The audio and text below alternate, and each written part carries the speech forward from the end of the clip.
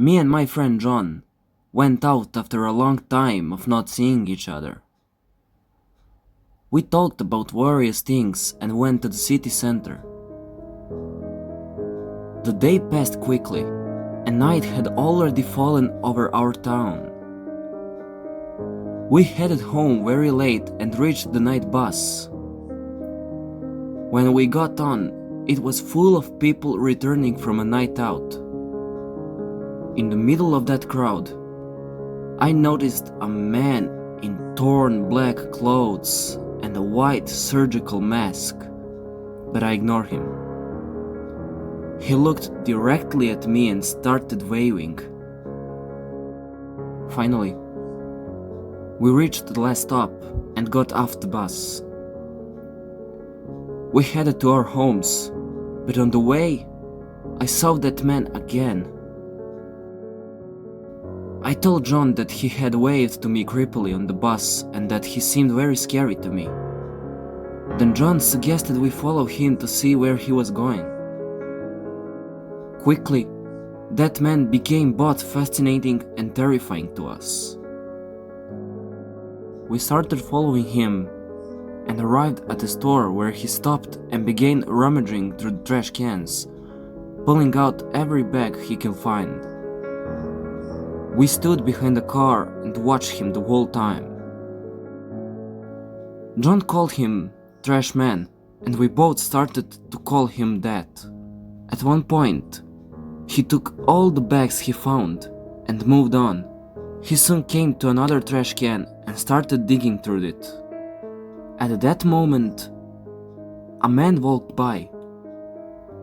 He looked like a foreigner, lost and asking for directions. The foreigner approached Trash Man and asked him for the help of directions.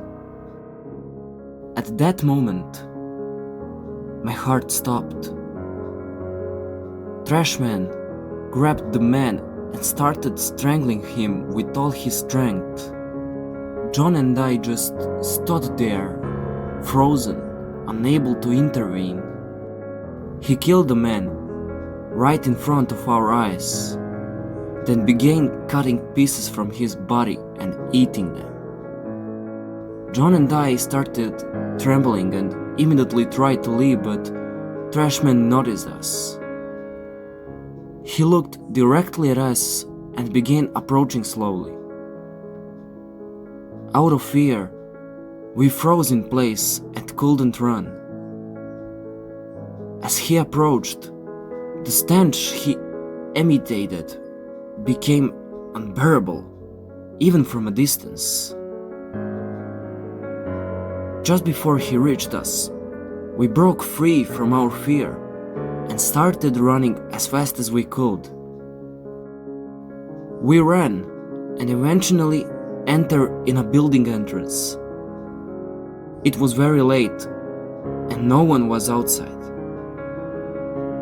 John took out his phone to call the police, but at that moment, a dead cat fell in front of us.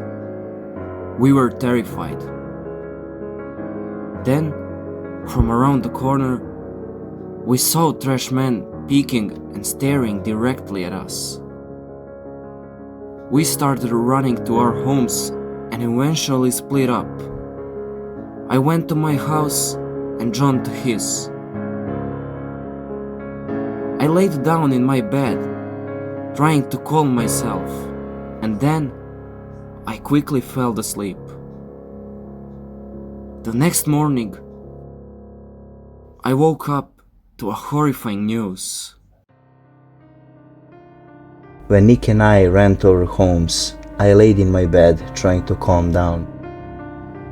I couldn't sleep because I kept worrying that he might have seen where I ran to and could come and find me, but I convinced myself it was just paranoia. After some time, I managed to fall asleep. In the middle of the night, I woke up to a loud bang coming from the living room. I got out of bed and headed there to see what had happened. As I stepped into the hallway leading to the living room, I smelled that same stench, the same one as the trash man emitted when he came near us. I froze and thought to myself, he's in my house. As I got closer to the living room, the same stench became even stronger. When I reached the living room, I saw the trash man standing at the entrance of my kitchen. He was facing away from me, holding trash bags. From one bag, I could see hair and blood, while from the other contained a dead snake. I started backing away slowly and dialing 911, but he heard me. He began moving quickly towards me. While I tried to run, I tripped and fell. The trashman stood over me and began removing his mask. When he took off his mask, I froze. His eyes were completely red. Half of his face was torn open. And he had sharp, yellow teeth. I will never forget that horrifying expression. He took my phone, put it in his pocket. Then he grabbed a kitchen knife. He stabbed me in the stomach. At that moment, my dad came home from work. As soon as my dad entered, Trashman suddenly disappeared. My dad rushed me to the hospital, where the doctor stitched me up quickly. When I heard all of this from John's father, I immediately went with him to the hospital. When we arrived, John was nowhere to be found.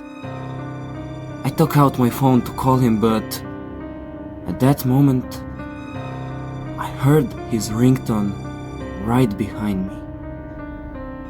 My skin crawled and my heart froze. I felt that same stench, but this time it was even closer to me now.